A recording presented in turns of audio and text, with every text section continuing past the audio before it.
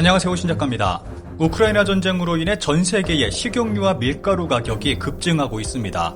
그런데 바다에서도 식량 부족이 이어지고 있습니다. 원인은 중국입니다.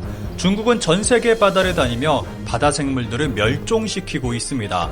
상황이 점점 심각해지자 미국이 본격적으로 나섰습니다. 코로나 상황이 좋아지면서 전 세계적으로 해외 여행객들이 급증하고 있습니다. 그런데 중국은 여전히 코로나와 사투를 벌이고 있고 해외여행은 꿈도 꾸지 못하는 상황입니다. 얼마 전 만난 제 지인이 이것을 두고 태국은 현재 중국인 청정구역이라고 말해 한참 웃었던 적이 있습니다. 전 세계 관광지는 청정구역이 됐을지 모르겠지만 여전히 지구의 바다는 중국인으로 인해 망가지고 있습니다. 2020년 4월 중국 정부는 우리의 귀를 의심하게 하는 발언을 했습니다. 중국 정부는 한국 해역에서 불법 조업하는 어선에 대해서 우리도 사실상 통제할 수 없는 배라며 불법 조업에 나서는 중국 어민들은 가난하고 불쌍한 사람들이 많으니 단속을 너무 심하게 하지 말라는 믿을 수 없는 요구를 해왔습니다. 2015년에는 하루 평균 340척의 중국 불법 어선이 우리 서해안으로 몰려왔고 2018년에는 최저점을 찍은 후 최근 들어 다시 증가 추세에 있습니다. 2021년 들어 갑자기 증가한 이유로는 코로나 여파로 중국의 수산물 수입이 과거보다 줄었고 이로 인해 중국 불법 조업 어선이 늘었다는 분석입니다. 3월에서 6월은 꽃게 성어기로 본격적인 꽃게 조업이 시작되면 매년 NNL 일대에 출몰하는 중국 어선의 수가 크게 늘어납니다. 이들은 서해에만 출몰하는 것이 아닙니다. 이들은 중국과 한참 떨어져 있는 동해에까지 몰려와 우리 앞바다 오징어까지 씨를 말리고 있습니다. 오죽하면 우리가 수입해서 사먹는 중국산 오징어는 사실 국산이라는 우스갯소리까지 나올 정도입니다. 가장 심각한 문제는 중국의 이러한 싹쓸이 불법 어업 활동으로 인해서 어족 자원이 고갈된다는 것입니다. 한마디로 바닷속 생물들이 모두 멸종하게 되는 것입니다. 중국 정부는 자국민이 해외에서 불법을 저지르고 있음에도 아무런 조치도 취하지 않고 있고 오히려 우리에게 단속을 심하게 하지 말라며 불법을 부추기고 있습니다. 게다가 중국 불법 조업 어선들 때문에 우리 국민이 사망하는 일들도 발생하고 있어 그 문제는 더욱 심각합니다. 이런 중국 어선에 대해서는 강력 대응해야 한다고 생각합니다. 중국 어선을 격침시킴으로 강력 대응한 사례들이 몇몇 있습니다. 첫 번째로 북한이 중국 어선을 침몰시킨 사례가 있습니다. 북한 경비정에 욕설을 날리며 달아나던 중국 불법 어선에 격분한 북한 경비정 측이 무차별 발포에 침몰시킨 일이 있었습니다. 또 하나의 사례는 모두 잘 알고 계시는 인도네시아의 수시 푸지아투티 해양수산부 장관의 화끈한 중국 어선 침몰입니다. 수시 해양수산부 장관은 재임 기간 중 불법 조업 외국 어선을 500척이나 침몰시켰습니다. 우리도 이런 강경한 대응이 절실한 상황인데 아쉬움만 남습니다. 중국은 아시아뿐만 아니라 전 세계를 휩쓸며 어족 자원을 고갈시키고 있습니다. 중국인들은 아프리카까지 가서 불법 조업을 하고 있습니다. 서아프리카 해역에 진출한 중국 원양어선의 3분의 2는 국제법을 어기며 불법 조업을 하고 있습니다.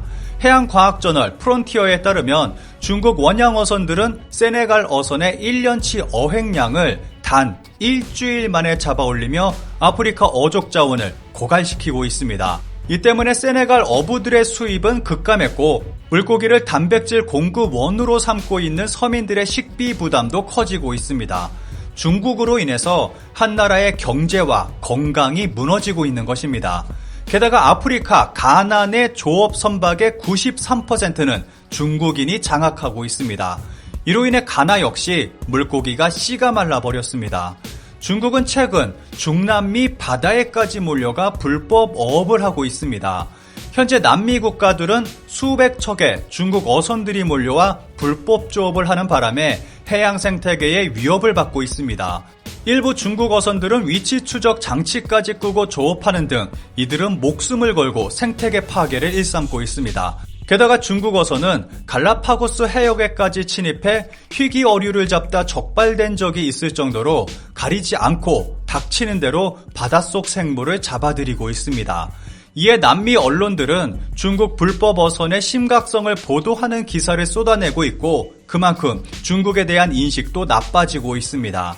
이에 2020년 11월에는 칠레, 페루, 콜롬비아, 에콰도르 정부가 자국 해역 인근에서 이루어지는 외국 어선들의 조업과 관련한 공동성명을 발표했습니다. 태평양을 접하는 이들 남미 4개국은 공동성명에서 자국 해역 인근 공해상의 외국 어선 출몰에 우려를 표시하며 불법 조업을 예방하고 맞서기 위해 함께 조치에 나설 것이라고 밝혔습니다. 뿐만 아니라 여기에는 미국도 합세했습니다.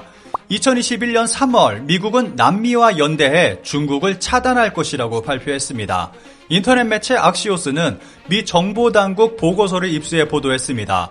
미국 정부의 한 고위 관료는 악시오스와 인터뷰에서 경제와 국가 안보에 위협이 되는 사안에 동맹국들과 협력 관계를 심화하는 것이라며 조 바이든 대통령이 이 문제를 우선순위로 삼고 추진하기 위해 검토 중이다라고 말했습니다. 문건 작성에는 국토안보부와 국무부, 해양경비대, 해군정보부, 국립해양대기국 등 여러 기관이 참여한 것으로 밝혀졌습니다.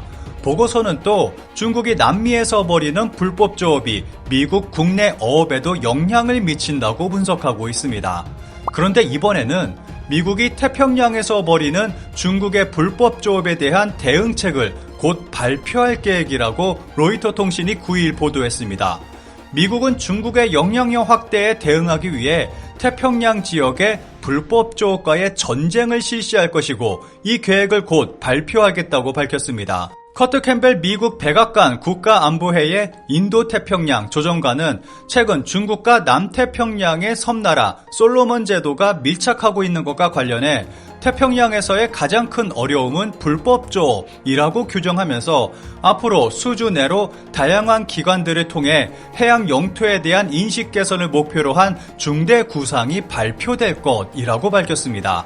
이 발언은 바이든 대통령이 한국과 일본 방문에 앞서 나온 것입니다.